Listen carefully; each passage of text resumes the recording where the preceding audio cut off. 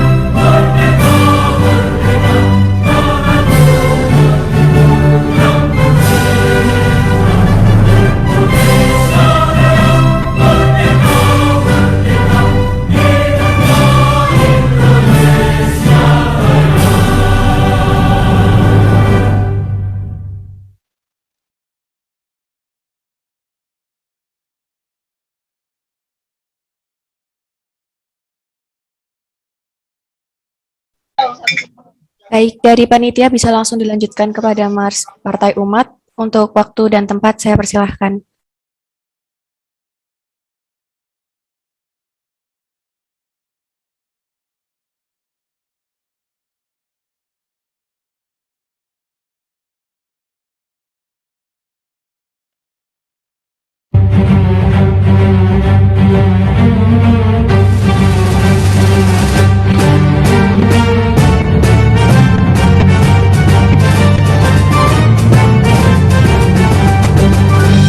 Dengarkanlah panggilan sanubari, tangisan bara pendiri negeri. Selamatkan bumi air pertiwi, berjuang karena perintah ilahi.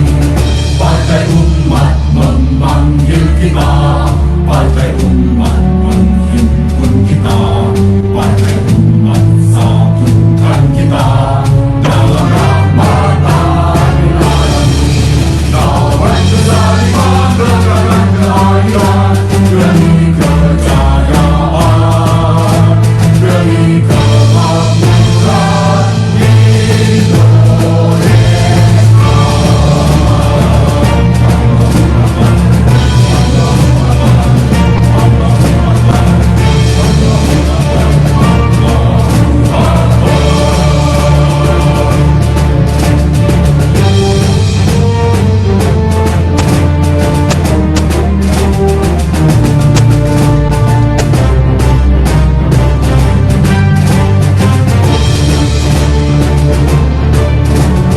Dengarkanlah panggilan sanubari, tangisan bara pendiri negeri.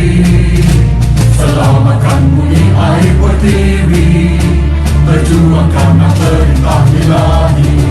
Partai Umat memanggil kita, Partai Umat menghimpun kita, Partai Umat satukan kita dalam rahmatan ilahi. Lawan kezaliman, tegakkan keadilan demi kejayaan, demi kemakmuran Indonesia.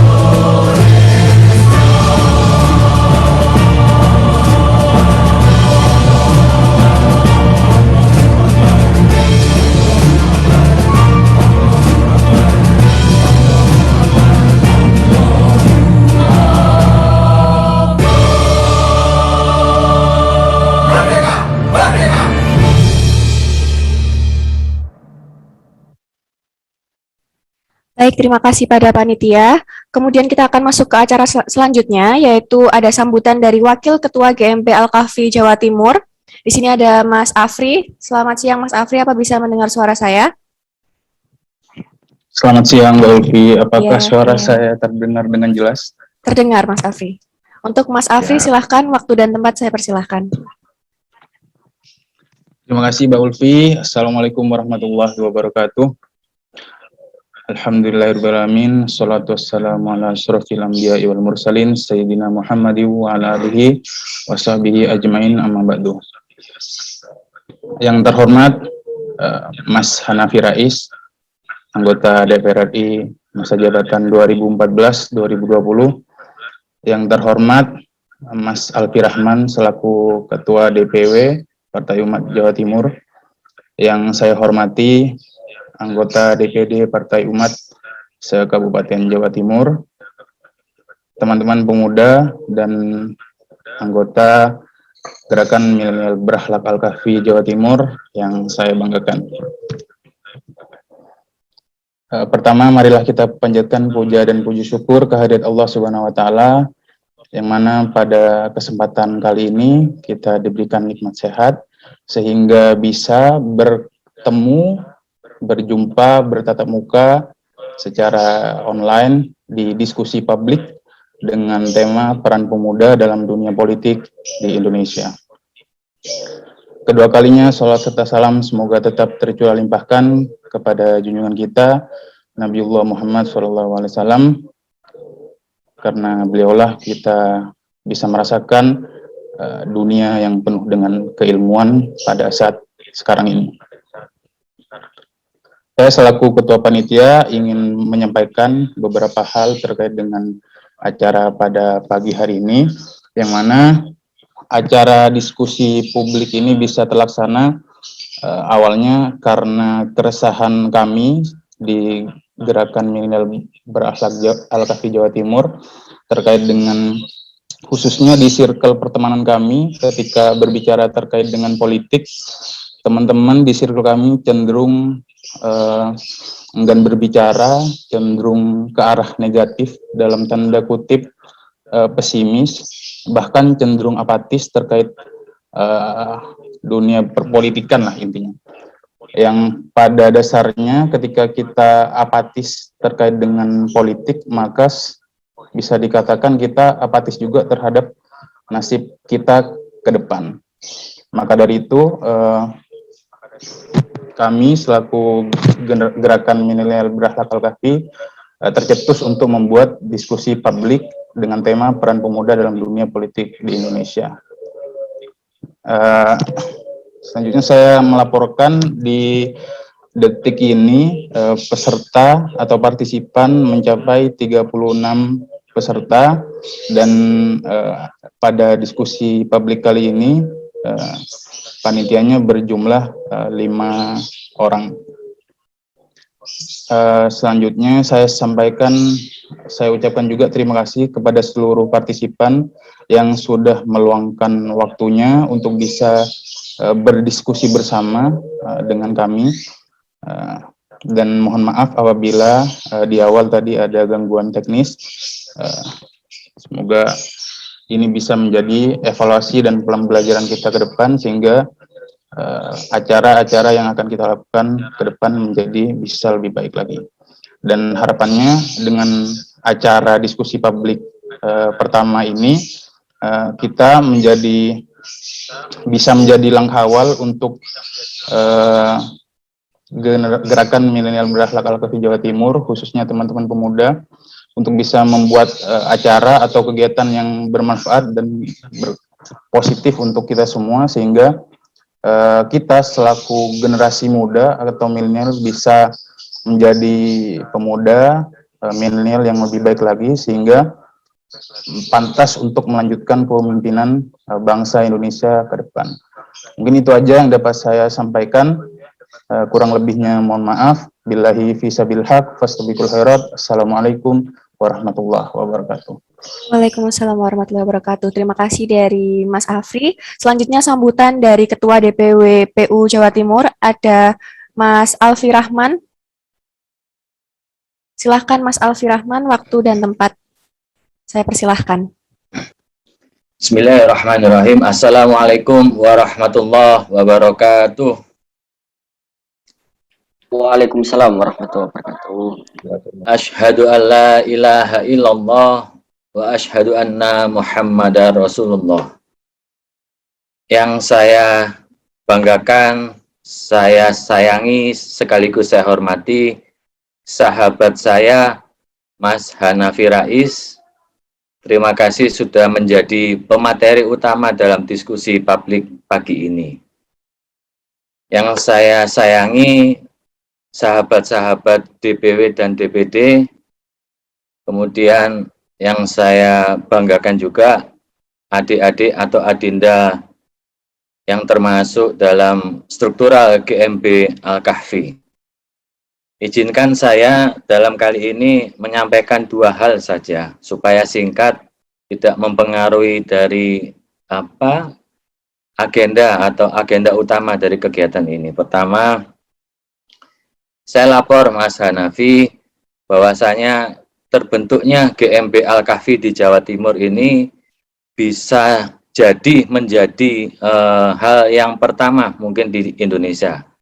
Nah, yang nantinya kita DPW Jatim ini mempunyai tugas fasilitator beberapa diskusi-diskusi, beberapa hal yang langsung kemudian menjadi kegiatan aksi dari para adik-adik pemuda ini untuk sekaligus membuktikan bahwa para pemuda di Surabaya atau di Jawa Timur pada umumnya itu tidak anti pada perpolitikan. Karena bagaimanapun perpolitikan yang dilakukan oleh para pemuda itu akan memberikan dampak nantinya, entah dampak pendek maupun dampak panjang bagi tujuan bangsa, para pendiri bangsa yang terdahulu.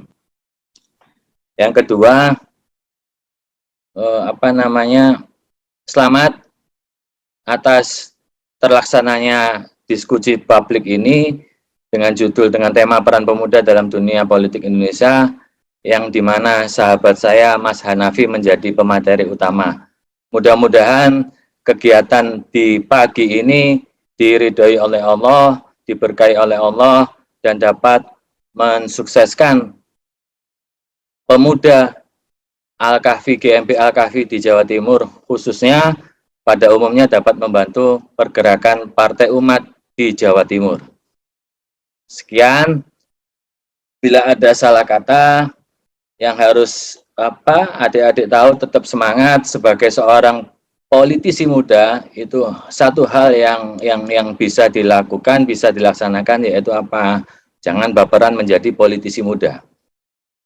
Karena bagaimanapun juga ketua DPW ini meskipun tidak punya rambut, tapi pernah menjadi pemuda. Wabillahi taufiq wal hidayah. Assalamualaikum warahmatullahi wabarakatuh. Allahu Akbar, Allahu Akbar, Allahu Akbar. Merdeka. Waalaikumsalam warahmatullahi wabarakatuh.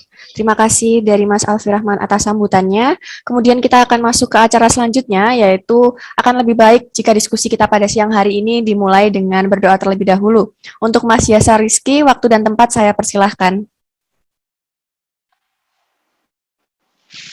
Baik, Assalamualaikum warahmatullahi wabarakatuh. Marilah sejenak kita panjatkan doa kita semuanya agar acara pada pagi hari ini sampai siang nanti diberkahi Allah, diberikan kemanfaatan kepada kita semuanya. A'udzubillahi minasyaitonirrajim. Bismillahirrahmanirrahim. Raditu billahi rabbah wa bil islami dina wa bi Muhammadin nabiyyan wa rasula. Rabbi zidni ilma warzuqni fahma walhamdulillahi rabbil alamin. Ya Allah, Engkaulah Tuhan kami, Sang Maha Pencipta. Engkaulah yang memelihara, mengasihi kami, Sang Maha Penyayang. Karuniakanlah kepada kami ilmu, ya Allah.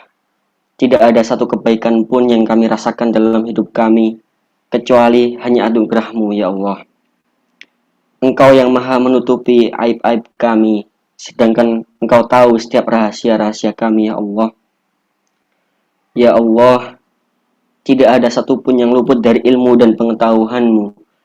Engkau telah menjaga dari keburukan-keburukan kami.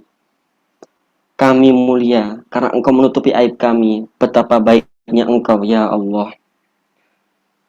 Ya Allah, datangkanlah kepada kami ampunan-Mu, datangkanlah kepada kami balasan surga-Mu, sementara kepada kami ini yang pendosa, ya Allah. Ya Allah, berikanlah kepada kami rezeki yang halal dan thayyiban, yang sulit maka mudahkanlah, yang jauh dekatkanlah, yang di dalam bumi keluarkanlah, yang di atas langit turunkanlah, ya Allah. Ya Allah, berikanlah kepada negeri kami keberkahan, kesuburan, kesejahteraan, ya Allah. Berikanlah pemimpin-pemimpin yang adil, bijaksana. Jadikanlah bangsa kami baldatun thayyibatun warabbun ghafur. Serta ya Allah, berikanlah kepada kami karunia-Mu, kesehatan, nikmat iman dan Islam ini sampai akhir hayat kami, sehingga kami di sini sebagai manusia, sebagai hamba yang terus mengabdikan diri kepadamu, dapat menjadi sebaik-baik manusia, dapat menjadi sebaik-baik hamba Allah.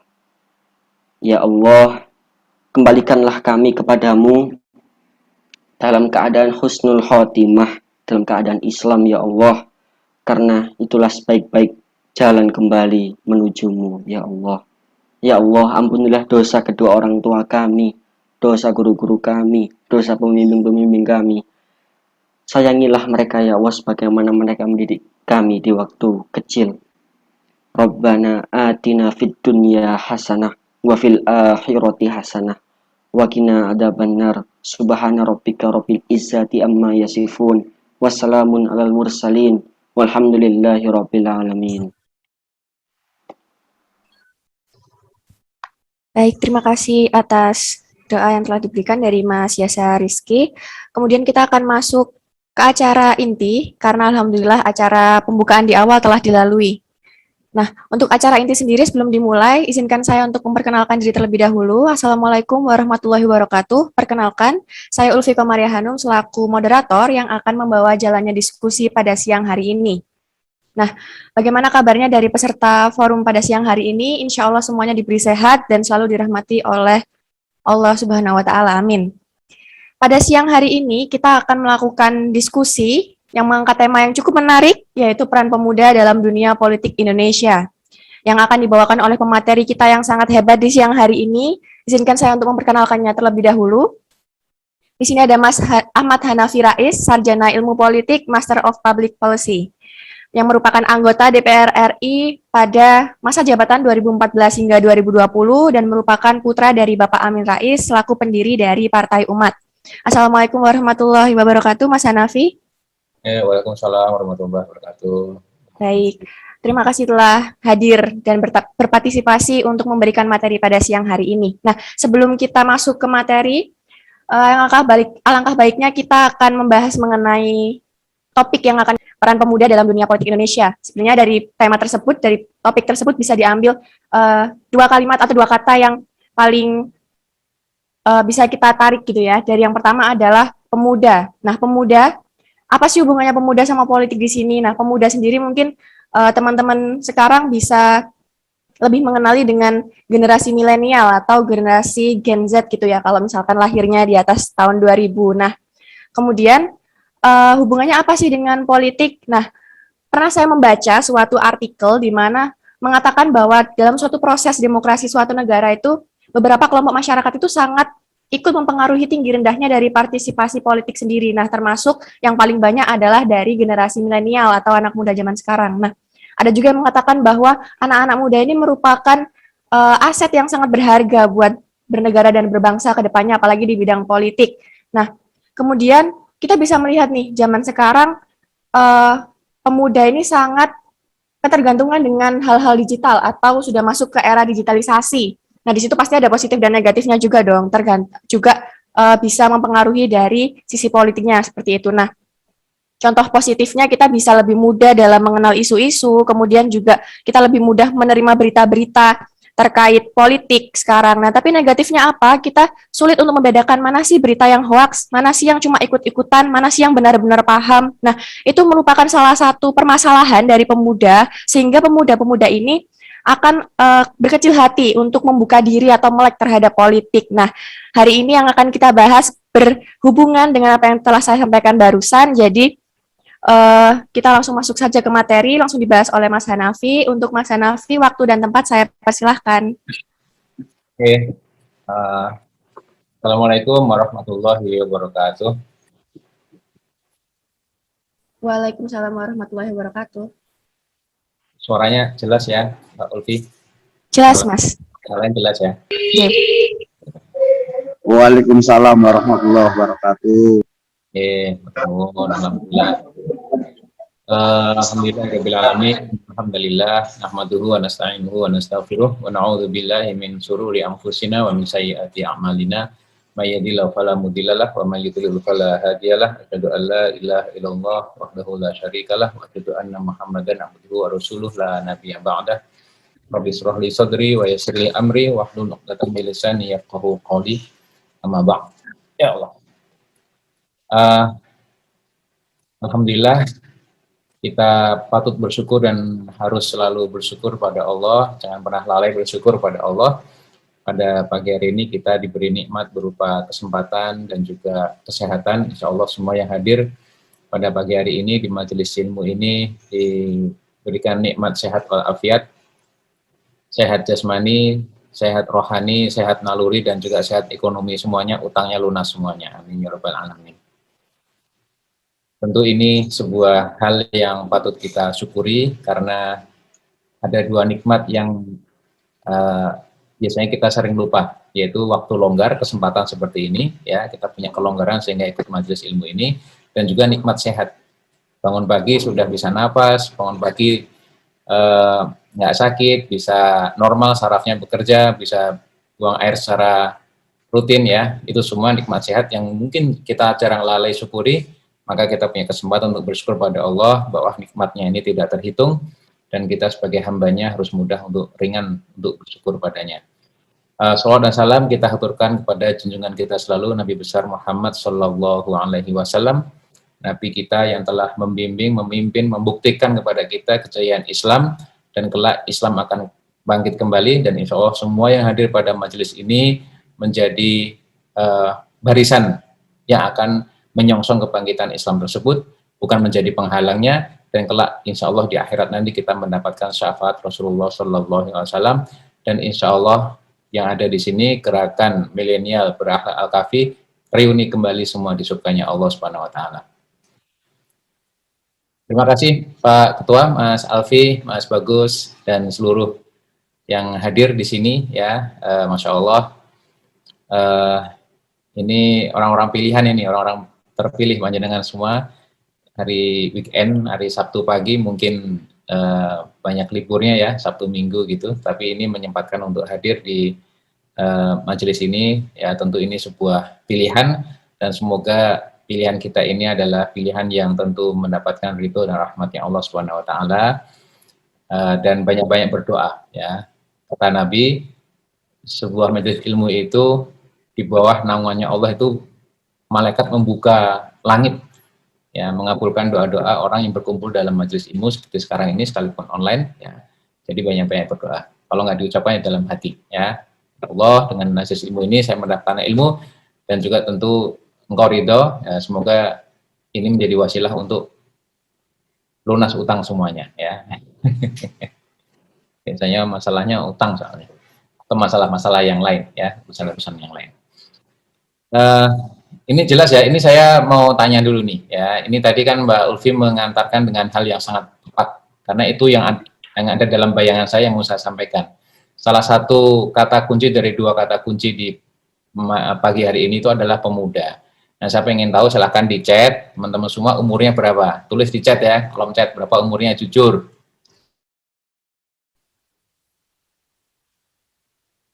Masya Allah. Waduh, ternyata saya tua sekali di sini. Berapa lagi? Mas Mahala Fari ketua tadi ya. Wah, Mas Alwi 17. Mas, 42. Mas Bagus nih, emang sama ya Mas saya nih ya. 42 tahun. Tapi kelihatan 24 ya Mas ya. Oh, Masya Allah, ada 50, ada 47, Masya Allah, 40, 27. Wah, ini variatif nih ya, ada 20, 30, 40, 50. Oh, udah kelihatan ini milenialnya siapa, udah kelihatan nih. Siapa yang milenial, siapa yang kolonial. Atau siapa yang Gen Z ya, Gen Z belum ada kalau di sini. Yang punya anak, nah kayak saya nih, mungkin Assalamualaikum. Ya. Waalaikumsalam warahmatullahi wabarakatuh. Sudah punya anak kayak saya, atau mungkin sudah 50, anaknya mungkin generasi Z sekarang ya.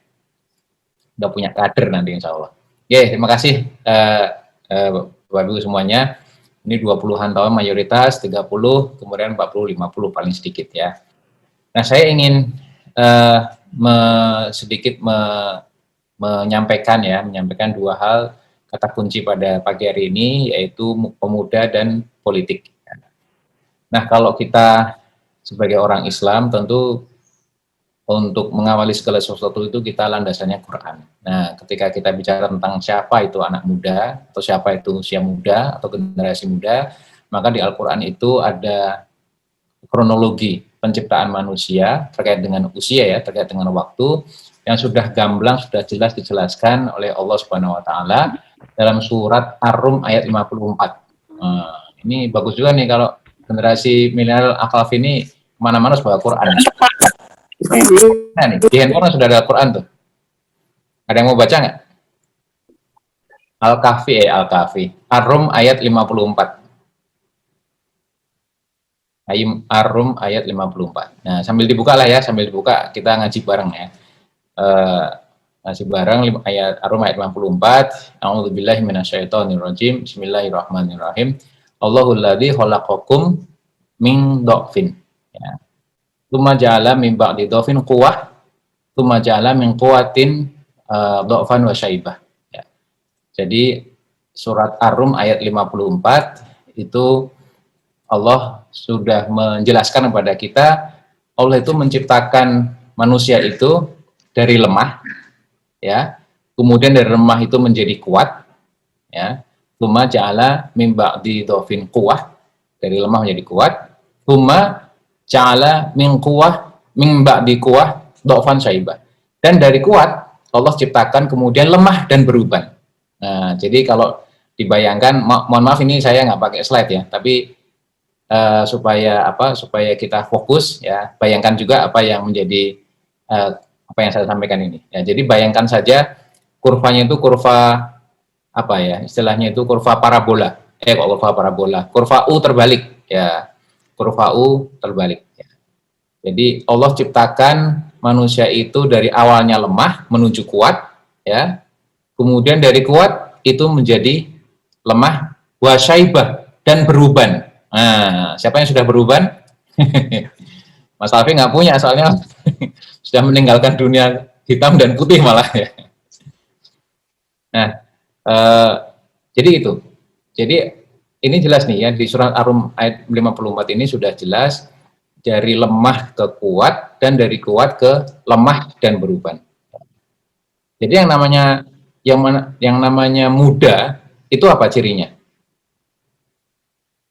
Itu nggak usah di saya chat lah, di amit juga boleh lah, di unmute biar interaktif ya. Kuat. Jadi kalau kuat apa? Kalau muda artinya apa? Kuat. Kuat, ya kan? Kalau kuat muda. Nah, jadi surat ini punya dua makna ya, bahwa yang namanya anak muda itu punya kekuatan, ya. Tapi ada makna berikutnya, yaitu kekuatan di antara dua kelemahan, ya kan? Karena tadi Allahul ladzi khalaqakum min dha'fin, ya.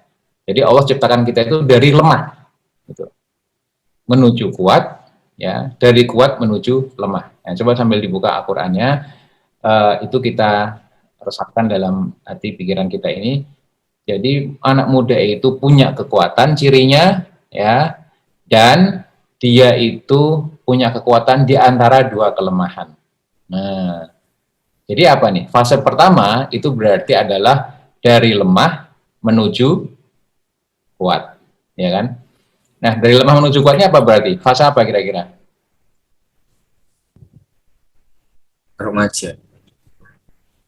Fase, ada yang nyebutnya remaja. Fase bocah lah ya, gampangnya fase bocah gitu ya. Dari lahir, dari lemah menuju ke kuat sebagai muda, itu fase remaja atau anak-anak atau bocah. Kemudian dari kuat menuju lemah, berarti fase yang kedua ini apa? Ya, fase berikutnya lemah ini apa nih berarti? Lemah yang apa?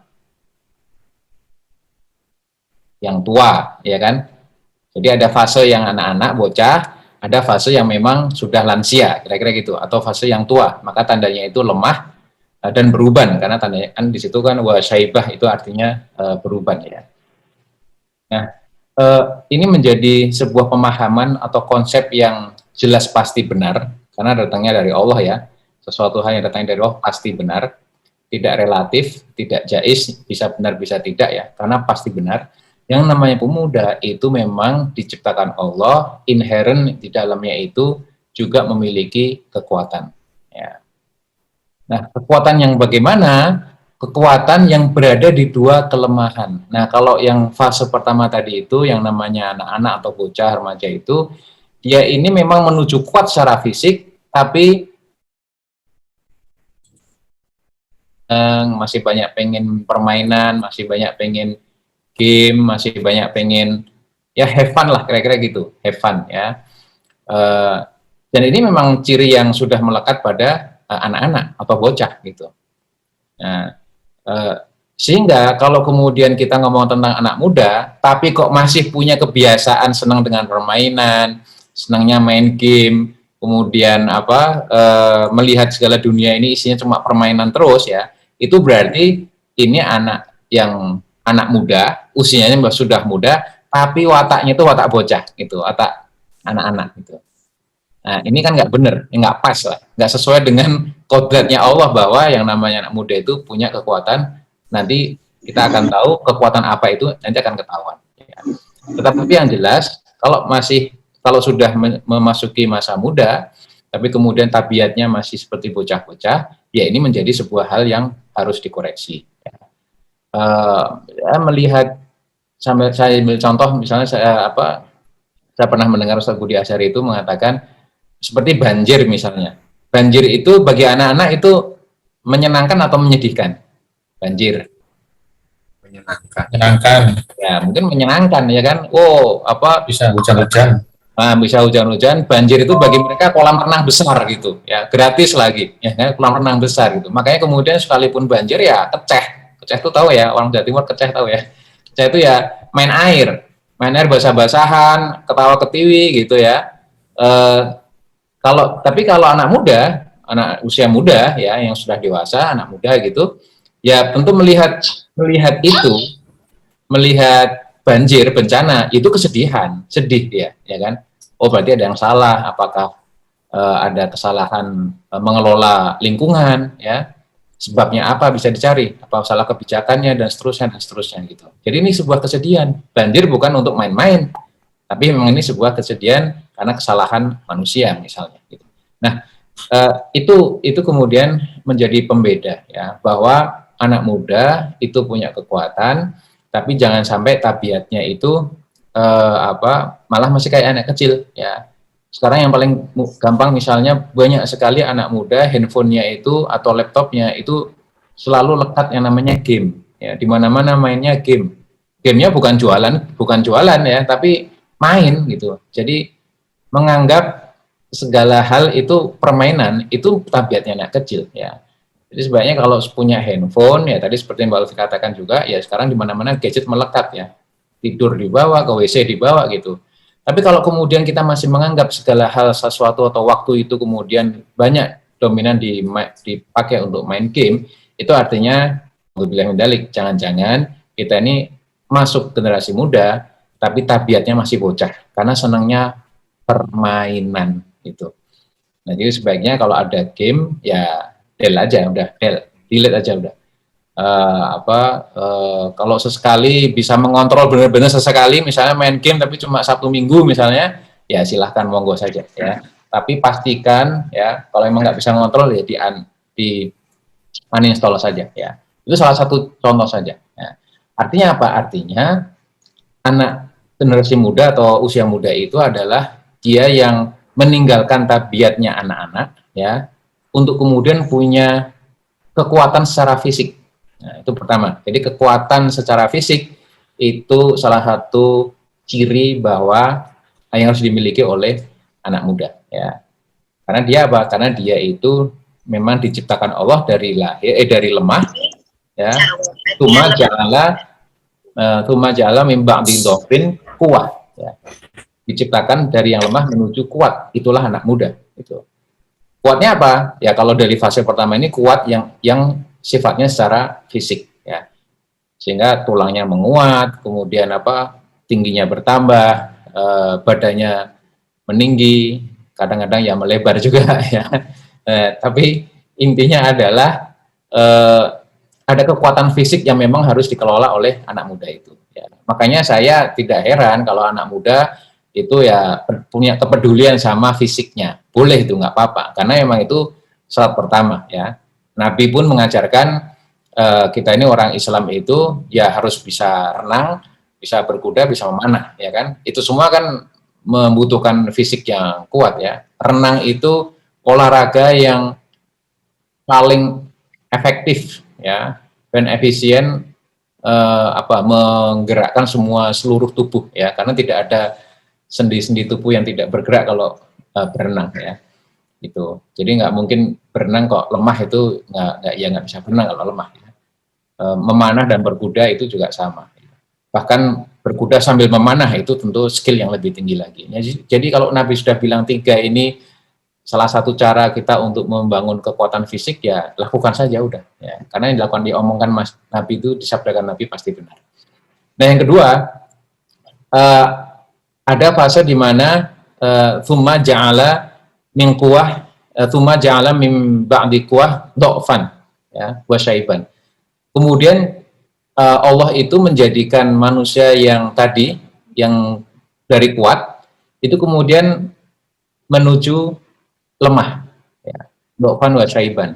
Dan lemahnya itu juga beruban.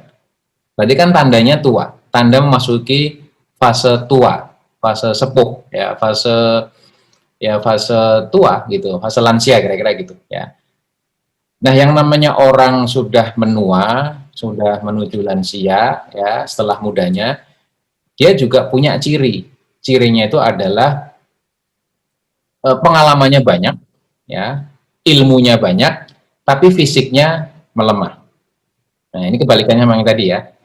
Yang tadi ingat, yang fase awal tadi itu dari bocah ke anak muda, itu fisiknya menguat, tapi belum punya ilmu, ya kan?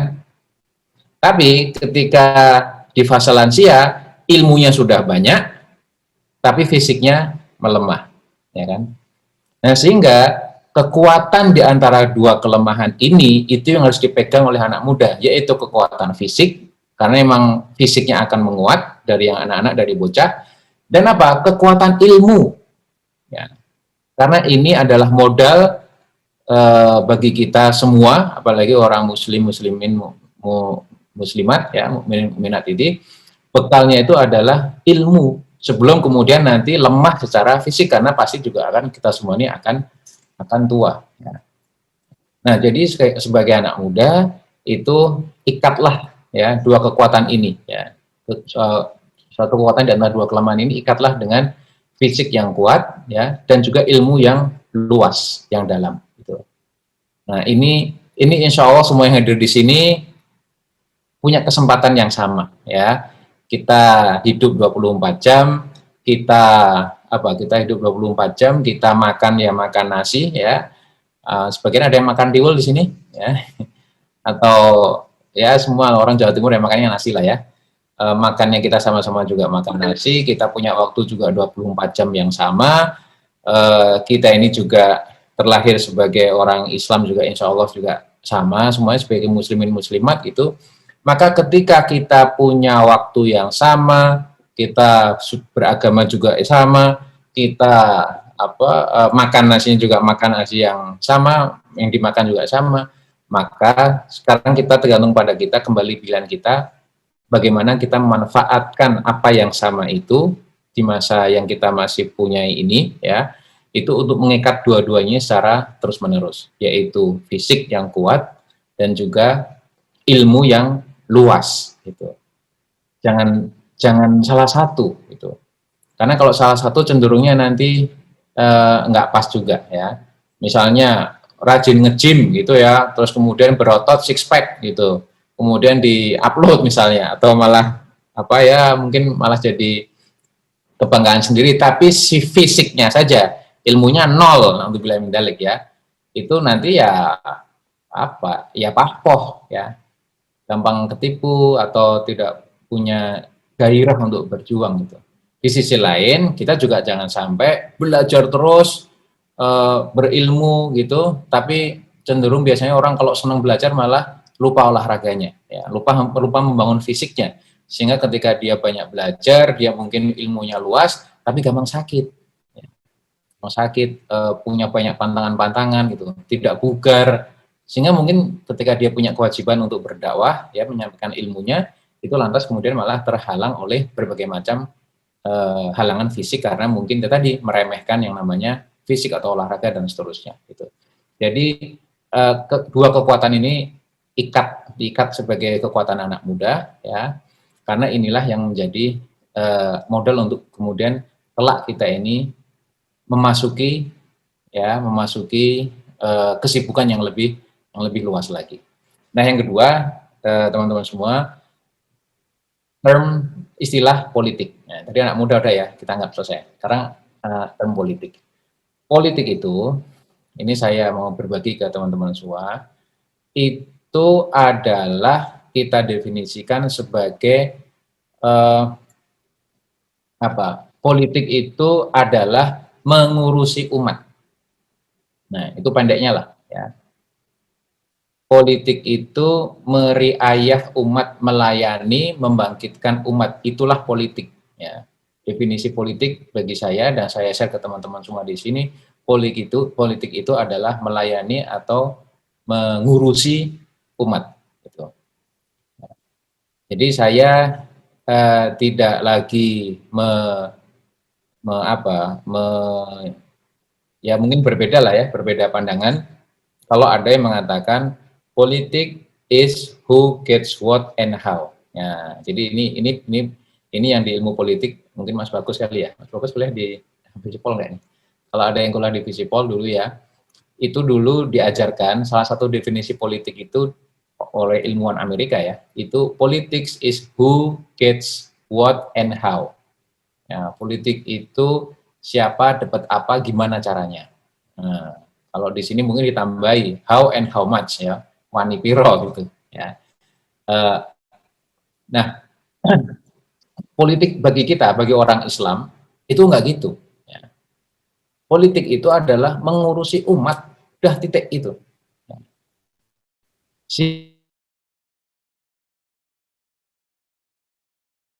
Sehingga kewajiban kita mengurusi umat itu tidak menunggu kalau mau ada pilkada atau pilpres. Ya. Kewajiban umat itu adalah wajib, memang perintahnya Gusti Allah, kita ini mengurusi umat. Yaitu apa? Perintah al-amru ma'ruf nahi munkar.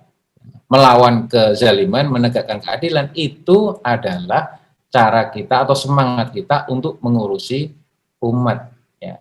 Sehingga begitu kita paham dengan tugas yang berangkat dari Allah ini kepada kita yang di bumi ini, maka yaitu harus dijalankan tidak menunggu waktu-waktu tertentu ya. Menjalankannya dari sekarang ya. Sehingga kita persamakan persepsi sekarang ini ya, politik itu adalah mengurusi umat ya.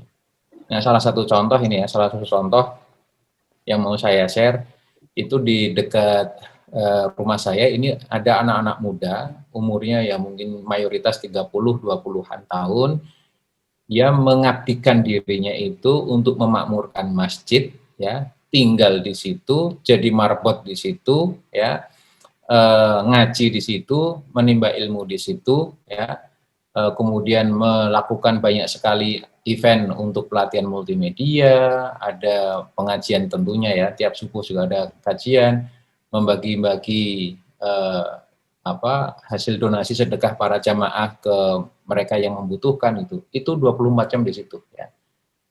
Mereka mengabdikan usia mudanya itu untuk terikat dengan masjid karena meyakini bahwa masjid itu sumber solusi segala masalah manusia karena dulu Nabi juga melakukan itu. Nah, itu salah satu contoh ya. Salah satu contoh kalau mau tahu di YouTube atau di IG itu ada Masjid Muslim United ya, Masjid Muslim United itu ya termasuk masjid yang sekarang banyak sekali anak-anak muda atau DKM atau takmir masjid lain itu luar kota itu mengambil ilmu mengembangkan masjid dari sana. Jadi pusat gerakan Islam atau pusat gerakan mengurusi umat itu berawal dari masjid. Ya memang yang berdedikasi ya anak-anak muda sih itu ya. Bahkan ada juga beberapa anak muda yang sudah punya keluarga ya tinggalnya di situ ya. Tentu enggak terus kemproh enggak ya, tapi tetap bertanggung jawab tinggal di situ mengurusi umat ya, membuatkan acara, kemudian mendatangi tokoh-tokoh untuk kemudian juga bisa ikut memakmurkan masjidnya. Semua adab-adab yang diajarkan oleh Nabi itu dipakai bahwa masjid itu sumber solusi. Ya. Ini salah satu contoh saja teman-teman semua bahwa ketika kita diberi masa muda oleh Allah ya untuk mengikat ilmu dan juga memastikan punya kekuatan fisik, maka gunakanlah itu di jalan Allah. Salah satunya itu adalah memakmurkan masjid itu ya. Karena disitulah kita itu ditempa menjadi pemimpin ya. Jadi kalau masuk ke politik, ngurusi politik tapi nggak pernah ngurusi umat ya, ngurusi masyarakat, ya nanti kalau jadi punya jabatan itu naudzubillah min dzalik ya, itu nanti malah nggak bisa bertanggung jawab. Balik kalau punya jabatan tapi beli gitu ya, nuku suara gitu, Kalau jadi malah nggak ada pikiran untuk membela umat, membela rakyat gitu. Nah makanya politik di dalam Islam ini definisinya adalah mengurusi umat. Ya. Orang yang mungkin diajak ngaji, diajak sholat ke masjid masih berat ya ditemani, jangan dijauh ya, temani. Atau berkreatif untuk membuat uslub-uslub yang lain ya, membuat cara-cara lain ya. Misalnya pelatihan multimedia tapi untuk dakwah misalnya. Mungkin di sini ada yang punya keahlian membuat multimedia atau sosmed misalnya, tapi khusus untuk dakwah mensiarkan Islam ya, Islam yang rahmatan lil alamin. Sehingga dari sana kemudian orang ada kesenangan ya bahwa oh ternyata dakwah itu kalau mendapat respon ya senang gitu. Di sisi lain juga pasti ada tantangannya ya, tapi itu. Nah yang terakhir saya ingin menyampaikan sebuah cerita yang saya baca dari sebuah majalah ya, majalah. Jadi tentang kekuatan visi, ya, ini penting ya, tentang kekuatan visi. Suatu ketika ada tiga tukang yang sedang membangun rumah. Tukang pertama itu ditanya, Pak Tukang, nembe nopo gitu, pakai Jawa lah ya. Pak Tukang ini lagi apa? Panjenengan lagi apa ini Pak Tukang? Kamu sedang apa Pak Tukang? Pak Tukang yang pertama ini jawab, ya saya lagi sedang nyusun batu ini, saya sedang nyusun batu bata. Gitu. Oke, berarti Pak Tukang ini membayangkan yang dia lakukan itu ya sekedar apa yang dia lihat. Nah, gitu. Ditanya sedang apa? Ya sedang nyusun batu bata gitu. Udah titik. Ya. Nah, Pak Tukang yang kedua itu ditanya, Pak Tukang sedang apa? Saya sedang nyusun dinding gitu. Lumayan maju ya, lumayan maju. Dia dindingnya mungkin belum jadi. Dindingnya belum lengkap, dindingnya belum komplit. Tapi dia sudah punya bayangan yang dia lakukan ini walaupun sedang menyusun batu bata 5 atau 10 biji, tapi dia sudah punya bayangan ini akan menjadi sebuah dinding. Lumayan, sudah ada isinya ya, sudah ada isinya di otaknya, sudah ada isinya. Nah, Pak Tukang yang ketiga ditanya ketika sedang menyusun batu bata itu, Pak Tukang, baru apa ini? Sedang apa sekarang? Pak Tukang mengatakan, saya sedang membangun rumah yang sangat indah, yang sangat megah dan bagus sekali. Gitu. Sehingga apa? Sehingga yang dia lakukan, walaupun dia sedang menyusun batu bata saat ditanya itu, tapi dia sudah memastikan bahwa itu harus presisi, harus akurat, jangan sampai mencong.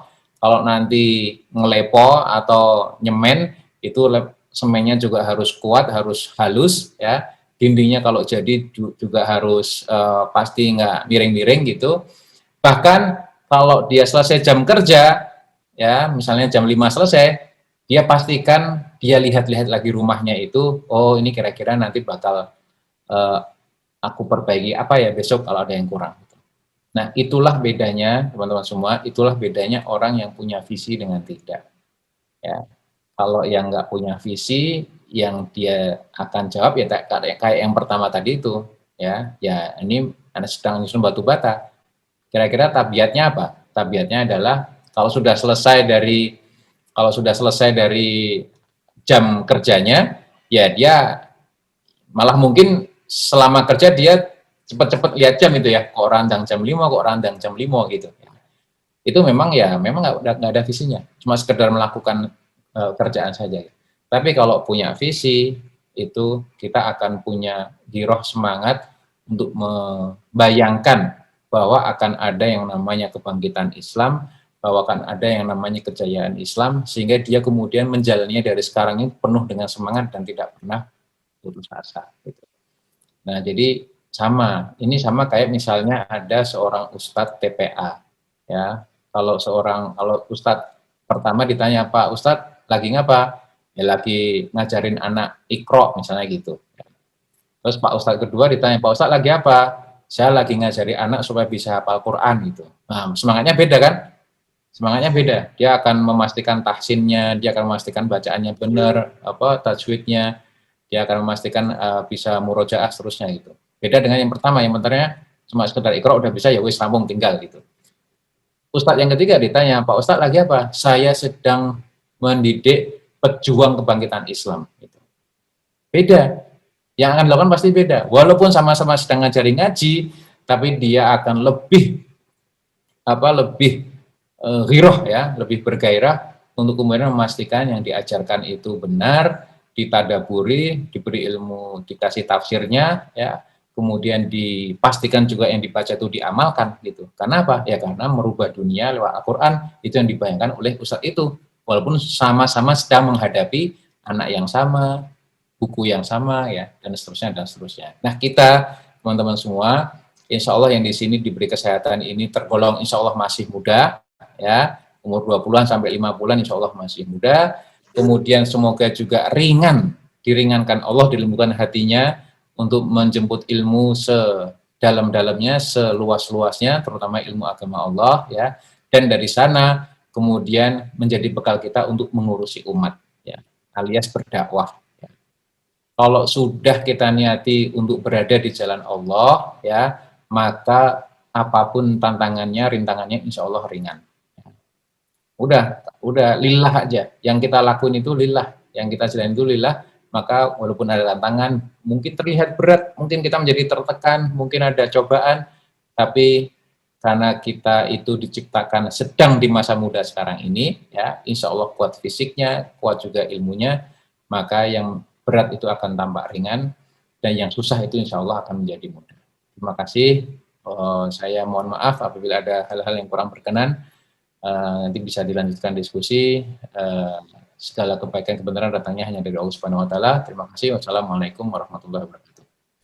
Waalaikumsalam warahmatullahi wabarakatuh. Terima kasih dari Mas Hanafi atas materinya. Mungkin sebelum dibuka sesi diskusi, saya mau mempertanyakan beberapa hal yang menurut saya tadi menarik dari yang disampaikan dari Mas Hanafi, yaitu untuk yang pertama tadi menjelaskan mengenai fase dari bocah ke remaja, ilmunya sedikit tetapi fisiknya kuat. Terus kalau misalkan dari remaja menuju tua ilmunya banyak pengalaman juga, tetapi fisiknya lemah, sedangkan pemuda ini ada di tengahnya. Berarti dia yang memang paling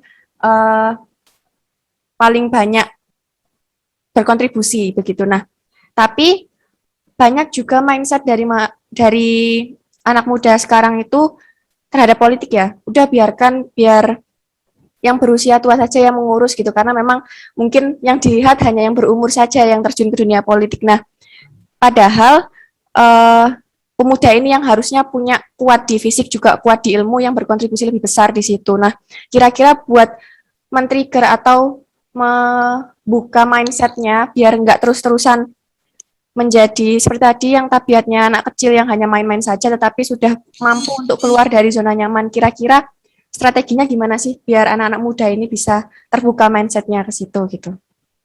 Monggo Mas Hanafi. Terima kasih Mbak Olvi ya. Saya mengajak teman-teman yang seperti itu, pertama sikap kita, mental kita jangan dijauhi ya. Sekalipun katakanlah masih suka main game, masih suka seneng-seneng gitu, jangan dijauhi ya. Rangkul saja, rangkul. Kedua, kalau sudah dirangkul diapain? Yang kedua, ajak ngaji. Gitu. Ajak ngaji itu bukan ngaji tilawah, bukan ya, ngajak terus ikro atau apalan Quran itu enggak. Maksud ngaji itu bukan itu. Maksudnya ngaji itu adalah kalau ada majelis-majelis ilmu yang kita juga merasa nyaman gitu di situ ya. Artinya untuk ya anak-anak muda khususnya itu maka diajak aja gitu, diajak. Jadi saya meyakini kalau teman-teman ya yang mulai mau ngaji atau dipersuasi untuk mau ngaji ya, dan ngajinya tentu mulainya dari akidah ya. Jadi karena pondasi hidup kita itu kan akidah tauhid ya. Kalau ngajinya mulai dari akidah dulu, dari tauhid dulu, insya Allah nanti itu akan mencerahkan ya, memberi jalan terang untuk teman-teman anak muda yang lain itu untuk kemudian bisa lebih peduli gitu. Sekali lagi politik itu adalah mengurusi umat ya. Jadi sudah bukan lagi soal kekuasaan. Tadi saya katakan kalau orang barat itu melihatnya kan fokusnya ke kursi atau kekuasaannya ya. Who gets what and how, ya kan? Ya, orang barat lupa nggak ada why-nya gitu, nggak ada why-nya. Ngapain ngerebut kursi itu untuk apa? Ngapain itu kan dilupakan gitu. Nah, kita orang Islam kebalikannya. Kita harus pasti dulu why-nya berpolitik itu harus tahu dulu, kemudian how-nya itu kita jalani, baru kemudian what and who-nya itu nanti menyusul. Gitu. Nah, ini yang mungkin membuat politik atau partai itu menjadi menjadi carut marut ya, karena menjalani definisinya akidahnya orang Barat gitu. Politik itu soal jabatan, who gets what and how gitu. Why-nya udah hilang gitu. Nah, kita memahami politik itu adalah mengurusi umat, ya kalau pakai definisi Barat itu sebaliknya.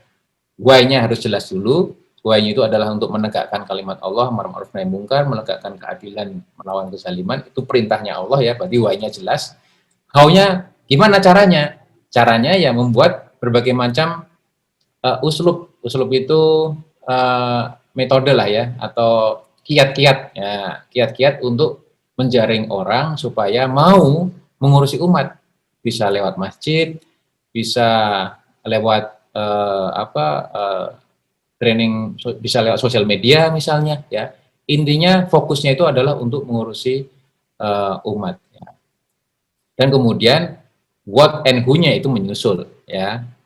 Nah, jadi kalau kita sudah sama dulu why-nya apa dan how-nya, itu bisa macam-macam, itu nanti gampang. Saya harapkan kalau yang punya mindset kayak gitu ya harus dikembalikan. Pakai mindsetnya Allah, jangan pakai mindset kita kalau berpolitik ya.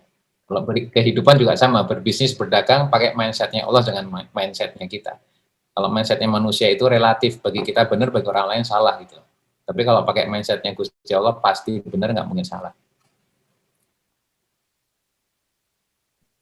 Terima kasih atas jawabannya dari Mas Hanafi. Nah, Ya. mungkin sekarang kita beralih ke sesi tanya jawab nih. Kayaknya banyak juga yang mengantri mau bertanya seperti saya barusan. Mungkin dari peserta forum bisa segera untuk Raisen ya. Boleh. Oke, mungkin saya buka 3 pertanyaan terlebih dahulu di awal. Silakan Raisen terlebih dahulu bagi teman-teman peserta forum. Oke, sudah ada 2 penanya. Untuk yang pertama, silahkan dari Pak Khalid Utomo dari DPD Sidoarjo. Monggo Pak Khalid. Terima kasih Mbak Ulfi. Assalamualaikum warahmatullahi wabarakatuh. Waalaikumsalam warahmatullahi wabarakatuh. Apa kabar Mas Hanafi? Alhamdulillah, baik Pak. Apa kabarnya Pak? Mas Alfi dan Mas bagus. Saya jadi lucu manggil mereka Mas ini. Biasanya manggilnya Pak ini. Oke. To the point saja. Kebetulan tadi ditanya siapa yang dari Visipol. Kebetulan saya dulu sekolah di Visipol juga, Mas Hanafi. Oke, Pak. Di Departemen Politik dan Pemerintahan Visipol UGM. Oh, Masya Allah. Angkatan berapa Pak? Angkatan 92 lulus. Masuk lulus 98. Oh, saya masuk Bapak keluar ya. Tapi saya sempat mengalami stadium general dengan Pak Amin Rais insya Allah dulu. Oh, oke. Ya. Mas Hanafi enggak muncul ini. Ya? Gambarnya Mas Hanafi kok enggak muncul? Ada ya? Masa? Muncul, Pak. Ini, okay. Muncul. Baik, yang pertama saya ingin menanggapi mengenai definisi politik menurut Islam tadi. Ya. Mungkin lebih dilengkapi kalau tadi Mas Hanafi memberi definisi politik menurut Islam itu adalah mengurusi umat ya. Mungkin bisa diperlengkapi dengan manajemen untuk mengurusi kebutuhan umat di bidang tata negara. Sebab mengurusi umat di bidang yang lain seperti ngurusi masjid tadi, takmir masjid tentu berbeda ya, dengan kita yang mengurusi umat di bidang tata negara. Otomatis kita membutuhkan elemen kekuasaan juga di situ. Yaitu sekedar ini. Terus yang pertama tanggapan saya adalah mengenai tema pada saat ini, mengapa pemuda cenderung apatis atau meninggalkan dunia politik. Ya. Menurut hemat saya, yang pertama, ini tidak terlepas dari konstelasi politik di masa lalu, di masa presiden pertama kita, yaitu konstelasi Masyumi, PNI, PKI, dan NU. Bila kita sederhanakan, blok Masyumi atau blok Islam kafah lokal dengan blok Nasakom. Ya. Di sini kita melihat kesuksesan dari blok Nasakom ini untuk mengkader penerus-penerusnya. Dan juga ini bisa kita lihat dengan eksisnya PDIP saat ini, dengan eksisnya PSI, PKB, dan seterusnya. Ya. Dan juga mereka sukses untuk meminggirkan generasi penerusnya anak Masyumi. Ya. Nah, di sini kalau bisa diformulasikan Masyumi ke P3, P3 sekarang keadaannya seperti itu, ya kan? Dan juga PAN keadaannya juga lebih parah seperti itu, gitu. Nah, salah satu angin segar di saat generasi penerus Masyumi ini habis, ya, atau tenggelam, ya, itu adalah munculnya PKS, Partai Keadilan Sejahtera. Kebetulan baju saya ini baju lama, tapi sekarang cocok untuk Partai Umat. Ya. PKS ganti warna udah. Allahu Akbar. Allahu Akbar. Nah, PKS ini lebih diwarnai oleh gerakan Islam internasional. Ya. Ikhwanul Muslimin Hasan Al-Banna. Andaikan kita bisa memadukan, membangkitkan kembali kesadaran Masyumi, ya, dipadukan dengan kesadaran gerakan Islam internasional di Partai Umat ini, insya Allah powernya akan luar biasa. Kemudian yang kedua, menurut hemat saya juga, mengapa generasi muda kita sekarang meninggalkan politik, menjauhi politik, itu adalah efek dari sekularisasi dan industrialisasi global. Yang ini tidak bisa kita pungkiri, ya. Anak-anak muda sekarang lebih senang mencari kehidupan yang mapan, ya. Kehidupan yang praktis, ya. Sehingga kalau diajak ke politik yang sifatnya ideologis, luar biasa susah. Itu kami di DPD Sidoarjo mengalaminya sendiri saat ini. Bila Al-Kahfi mau mendobrak fakta sosial ini, atau Partai Umat ingin mendobrak fakta sosial ini, kita mesti memiliki beberapa hal, diantaranya iman yang tangguh, ya. Iman yang tangguh ini mungkin praktisnya bisa kita wujudkan dengan kegemaran kita untuk sholat jamaah, ya. Kegemaran kita untuk tilawah Quran, tilawah dalam arti ya tilawahnya one day, one juz, ya, juga memahami artinya. Terus kegemaran kita untuk tolong menolong, ukhuwah Islamiyah, ya. Jangan pelit, jangan medit, kita harus saling bantu di antara kita.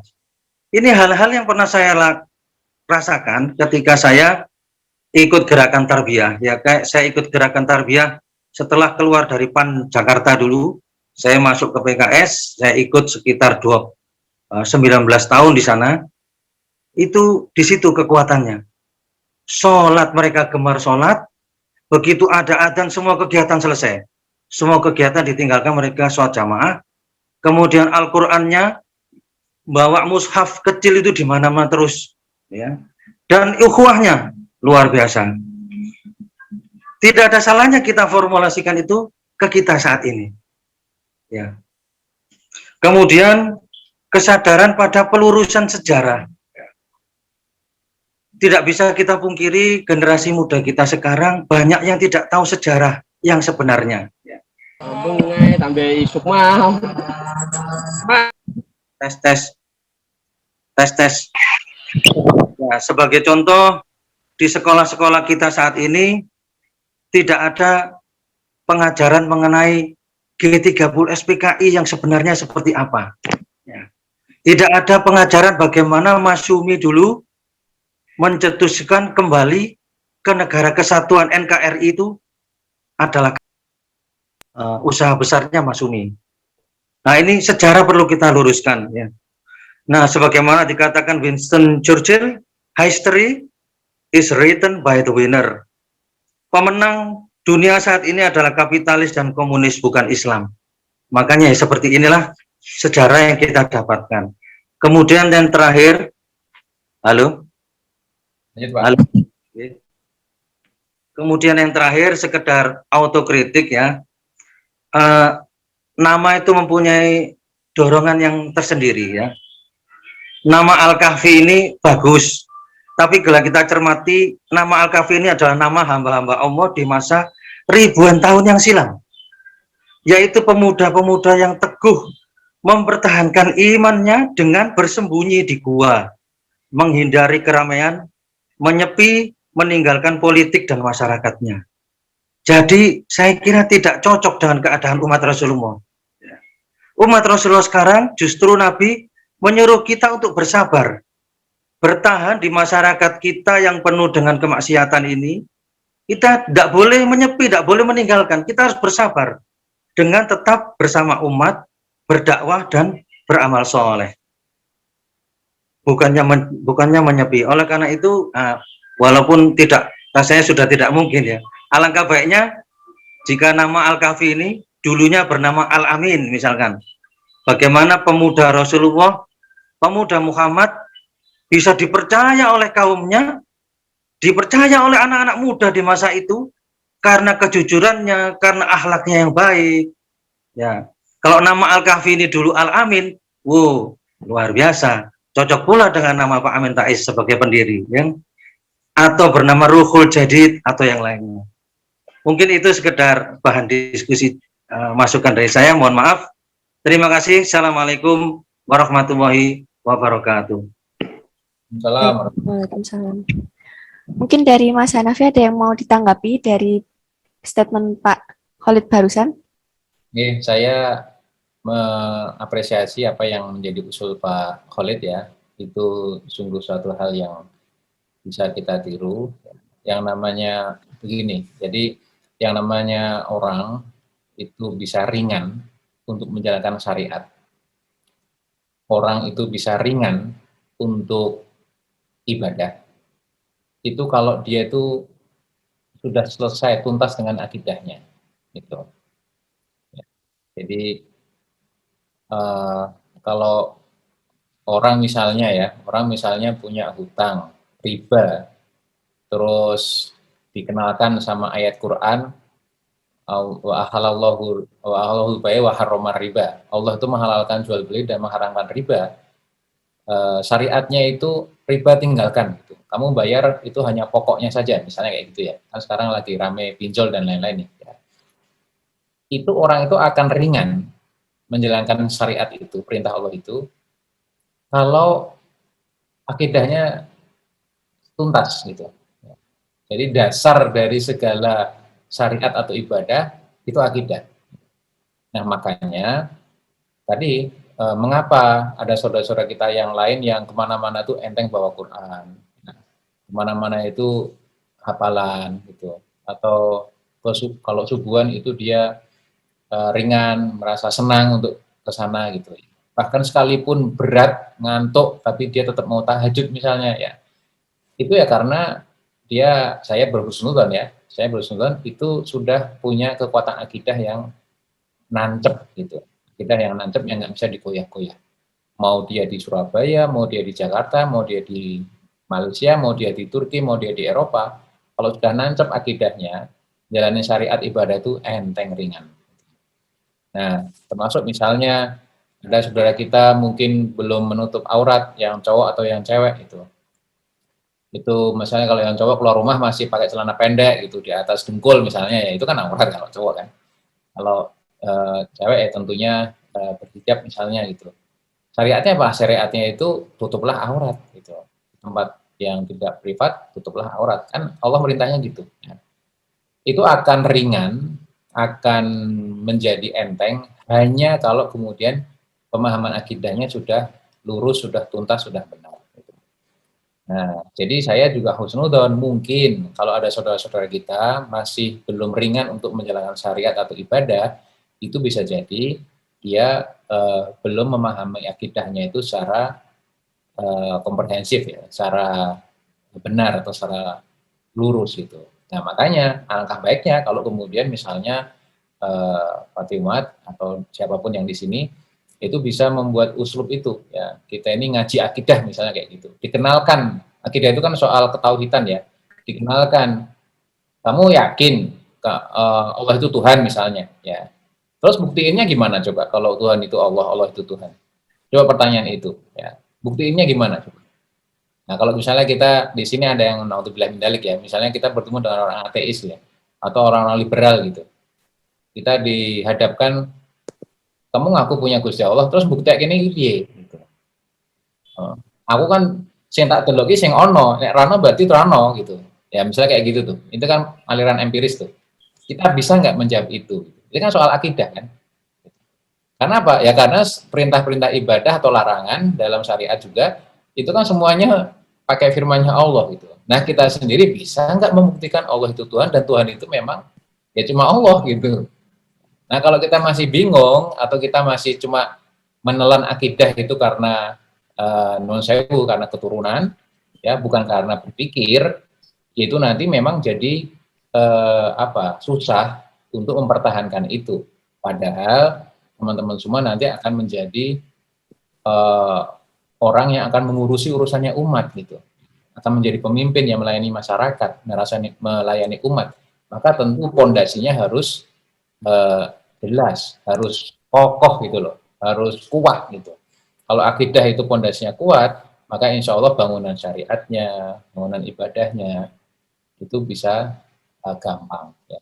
Nah, kalau saya sih gitu ya. Kalau ada teman-teman yang mungkin masih belum enteng, belum ringan menjalankan ibadah syariat, saya nggak mau suudzon. Ya.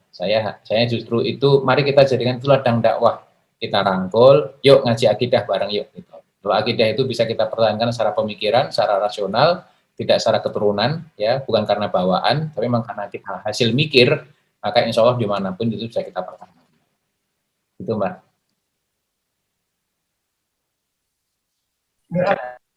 Baik, terima kasih atas tanggapannya. Kemudian kita beralih ke pertanyaan selanjutnya. Ada dari Mas Afri. Silahkan Mas Afri untuk unmute. Ya, terima kasih Mbak Ulfi. Assalamualaikum warahmatullahi wabarakatuh. Mas Hanafi, izin bertanya Mas. Ini lebih kepada sektor pemuda ya Mas, khususnya di masalah yang sering dialami saat ini. Ada dua masalah yang sering dialami pemuda saat ini, yaitu yang pertama adalah mental block, kedua ini menghadapi quarter life crisis. Nah, bisa dikatakan kalau misalkan yang pada saat saya sambutan tadi kan cenderung pemuda saat ini cenderung ke arah apatis ya Mas. Nah, mungkin salah satu faktornya adalah mental block. Nah, kira-kira menurut Mas Hanafi Rais ini bagaimana sih Mas caranya kita misalkan belum terkena mencegah, terus misal sudah terkena bagaimana mengatasinya? Berikut juga dengan di fase quarter life crisis tadi, karena di circle saya khususnya banyak teman-teman yang kebingungan baik karena banyak pilihan ataupun masih bingung mau kemana. Nah, itu bagaimana cara atau tipsnya dari Mas Hanafi yang selaku sudah banyak pengalamannya? Kurang lebih seperti itu Mas, terima kasih. Ya, terima kasih Mas Afri. Mungkin bisa langsung ditanggapi dari Mas Hanafi, silahkan. Ya, makasih Mas Sofi, Mbak Lufi. Kalau soal mental block itu bisa jadi caranya itu begini, orang mungkin mental block itu karena merasa mungkin sudah insecure duluan ya. Jadi karena merasa nggak aman, merasa takut, terus barrier-nya itu otomatis muncul gitu. Ini memang natural sih. Istilah psikologi itu self defense mechanism, itu mental block, yaitu langsung ngeblok gitu.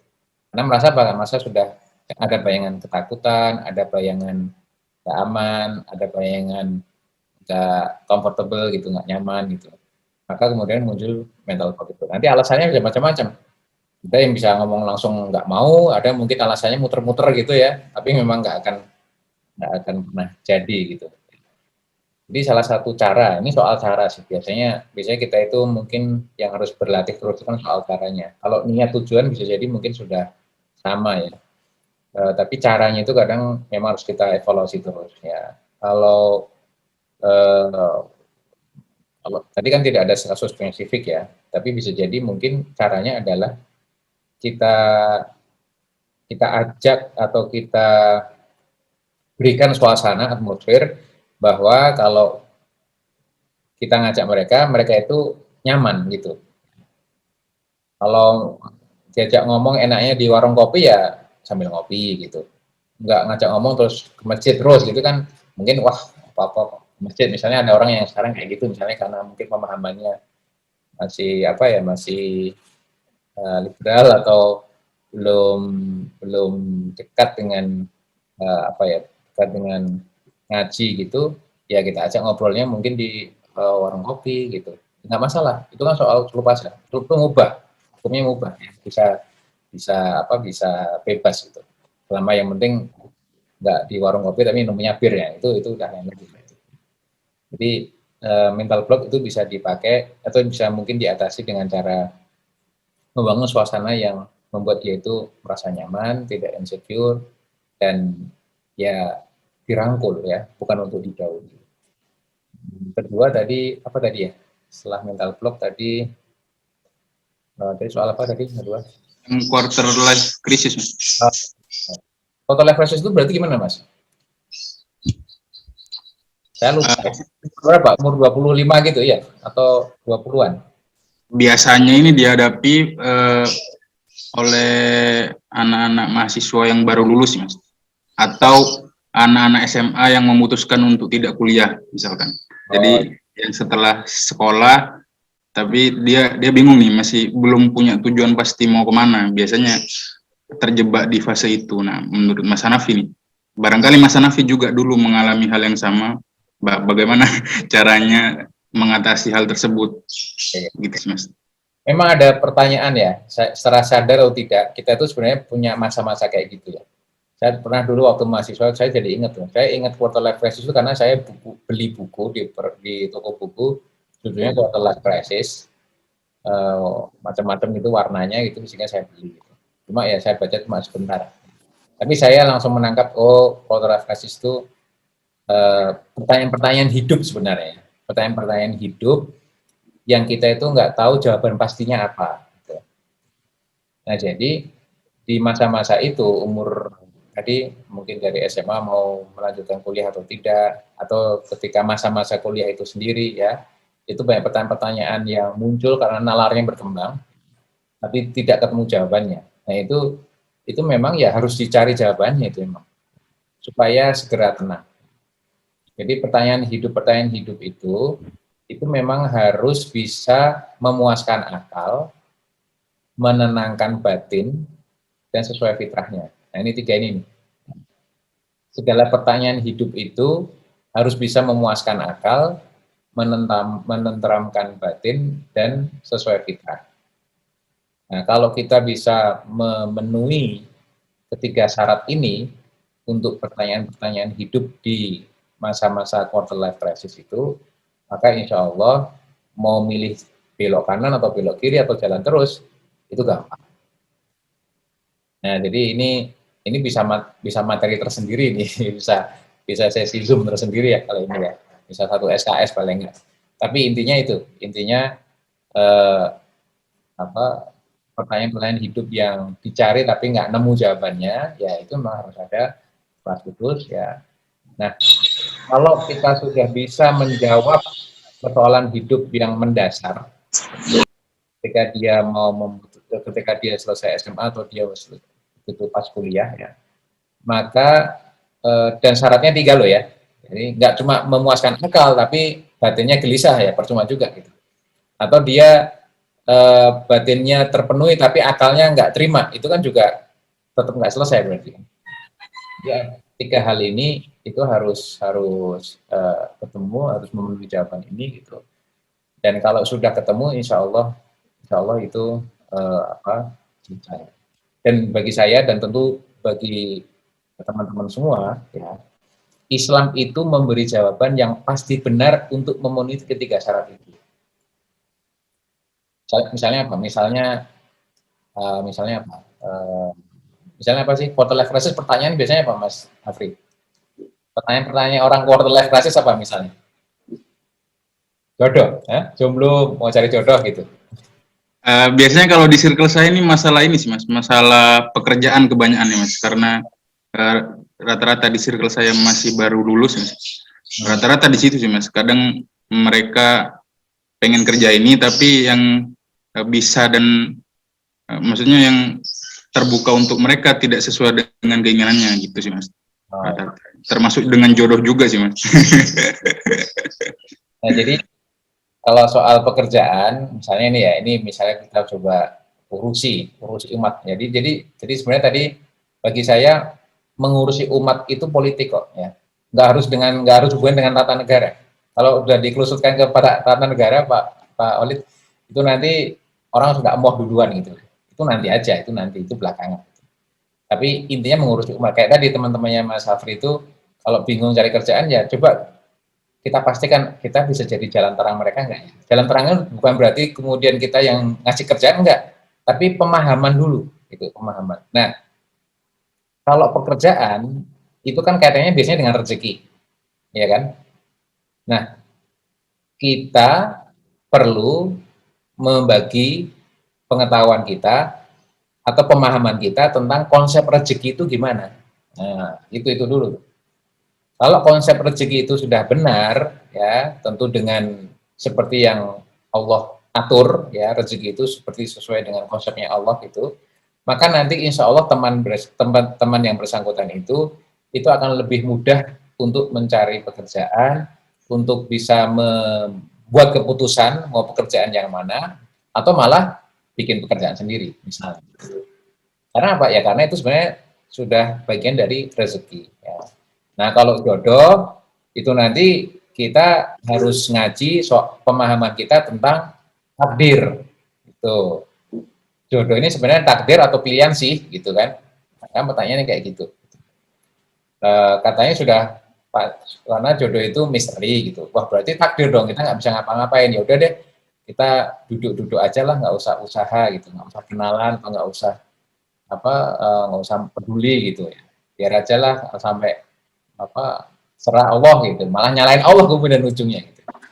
Atau malah mungkin punya pikiran, wah jodoh ini memang harus dicari gitu, kan harus nanti kan punya keluarga, akan punya anak, punya keturunan gitu, harus dicari yang benar-benar pas gitu. Akhirnya yang maju malah nafsunya, naudzubillah min dzalik ya, astagfirullahaladzim. Yang maju malah nafsunya kemudian malah mengabaikan aturannya Gusti Allah. Nah jadi mafahim atau pemahaman kita tentang konsep-konsep hidup, tentang rezeki, tentang jodoh, tentang hidayah, tentang doa, tentang tawakal, ya, yang bahkan yang fundamental kita ini sebenarnya siapa, itu kalau kita sudah bisa selesaikan sejak awal, ya, selama kita punya kesempatan ya, itu insya Allah selanjutnya itu mudah, bismillah, insya Allah. Gitu, Mas. Siap Mas, terima kasih. Ini langsung menemukan cabang acara selanjutnya nih Mas, life crisis sama jodoh. Ini bagian dari mengurusi umat ya. Jadi kalau mengajak anak-anak muda untuk ngerti pemahaman rezeki jodoh itu sangat bagus malah. Siap Mas, terima kasih ya Mas. Ya, yuk. Baik, apakah dari Mas Afri sudah cukup atau ada feedback kembali? Sudah cukup. Oke, terima kasih.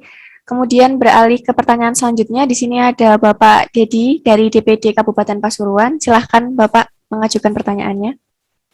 Baik, Assalamualaikum warahmatullahi wabarakatuh. Assalamualaikum. Gimana kabarnya Mas Hanafi? Alhamdulillah, baik. Kalau ke Pasuruan, terutama ke Kota Pandaan, monggo pinarak mampir. Insya Allah. Baik, diskusi kita hari ini itu kan membahas pemuda dan politik. Memang kalau saya melihat akhir-akhir ini yang diangkat media yang terutama yang berseliweran di media massa, baik itu televisi, cetak, dan mainstream, itu bisa dikatakan para politisi muda yang membuat isu kontroversial, ataupun malah ada yang beberapa terjerat kasus gitu ya. Nah, mungkin pemuda sekarang itu agak bimbang untuk memilih role model. Kayak seperti apa pemuda dalam pusaran politik itu. Dan saya secara pribadi itu melihat Mas Hanafi Rais ini sebagai role model gitu ya. Masih muda, pernah di DPR, dan otomatis itu kan godaannya banyak, Mas Hanafi. Nah, pada kesempatan ini mungkin di antara beberapa generasi milenial berakhlak Jawa Timur ini mudah-mudahan ada yang bisa melanjutkan itu. Jadi otomatis hari ini Mas Hanafi bisa memberikan kisi-kisi, di suatu saat nanti mereka akan terbit menggantikan yang senior-senior ini mempunyai bekal dari awal. Mungkin begitu Mas Hanafi, terima kasih. Wassalamualaikum warahmatullahi wabarakatuh. Saya jawab ya Mbak Ulfi ya. Ya, monggo. Pertama, role modelnya jangan saya ya, role modelnya Rasulullah aja Mas. Saya ini banyak dosanya, banyak hilafnya, banyak bertobat lah. Jadi role modelnya Rasulullah pasti benar ya. Jadi kalau untuk Rasulullah itu pasti benar dan berpahala gitu. Nah kalau sudah berkiprah di politik ya dalam arti mengurusi umat, maka nanti akan muncul yang namanya naluri untuk mimpin itu akan muncul tuh.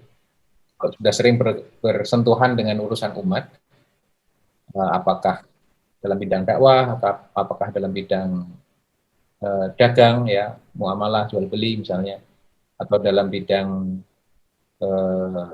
pendidikan, misalnya ngurusi sekolah, ngurusi pondok gitu, atau ada yang jadi dokter misalnya, ini saya melihat ada dokter Khalifah Farzana, jadi ada yang jadi bidang kesehatan misalnya, atau yang lain gitu.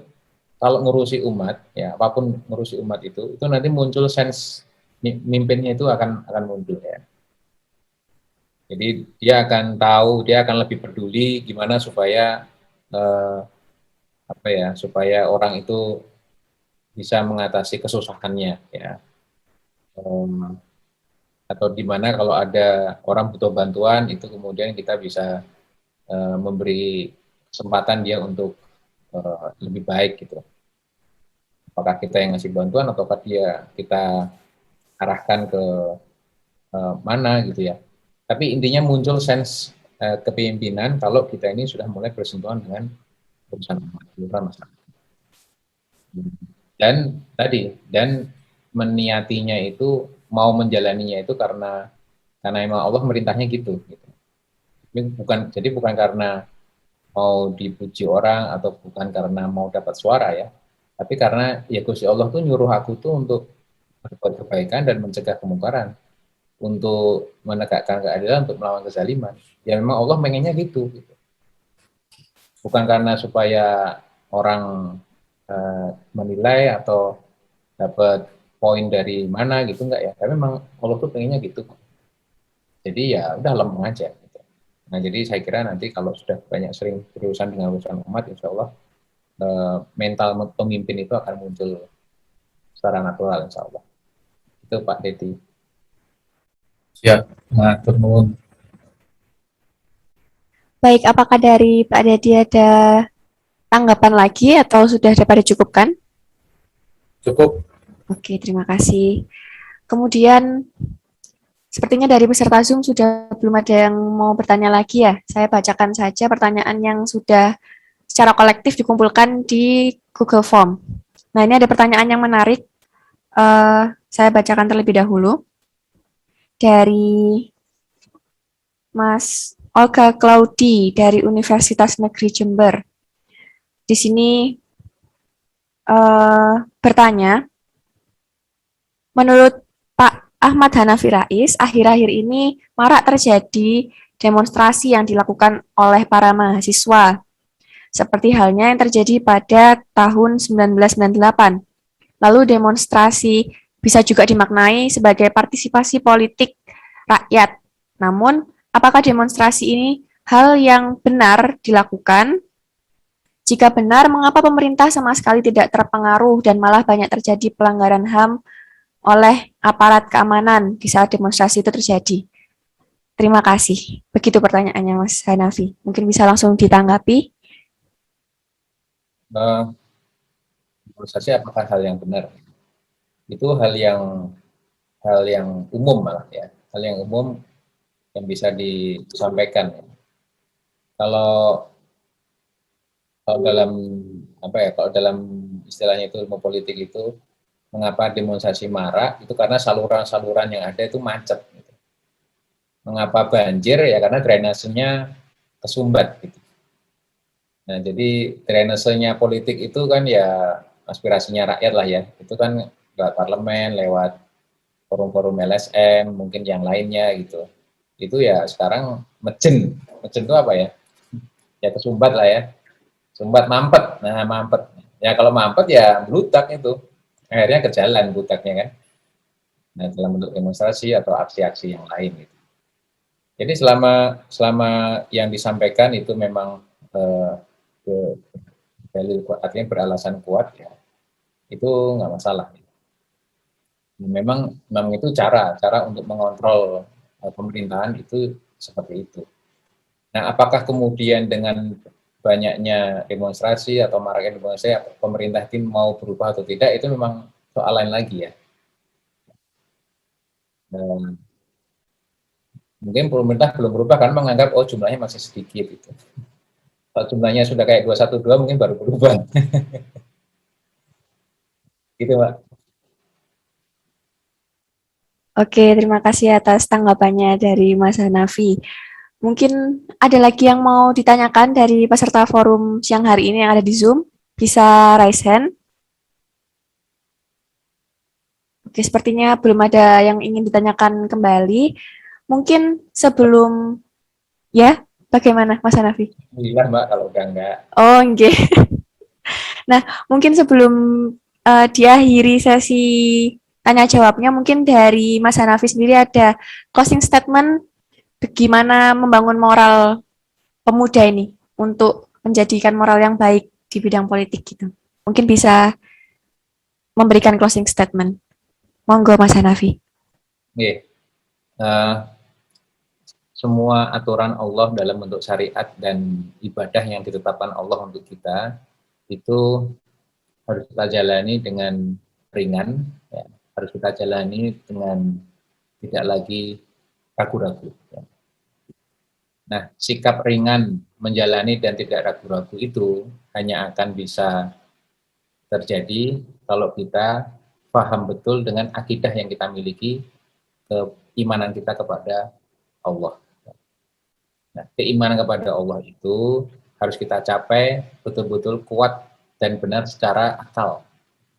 Sehingga ketika kita mengimani Allah secara akliyah itu kuat, maka untuk menjalani syariat ibadah yang lain itu insya Allah ya, termasuk kewajiban yang Allah tetapkan kepada kita untuk beramar ma'ruf nahi munkar, untuk melawan kezaliman, menegakkan keadilan, itu insya Allah juga akan menjadi ringan. Karena apa? Karena kembalinya ini semua dilakukan karena untuk dan diabdikan kepada agamanya.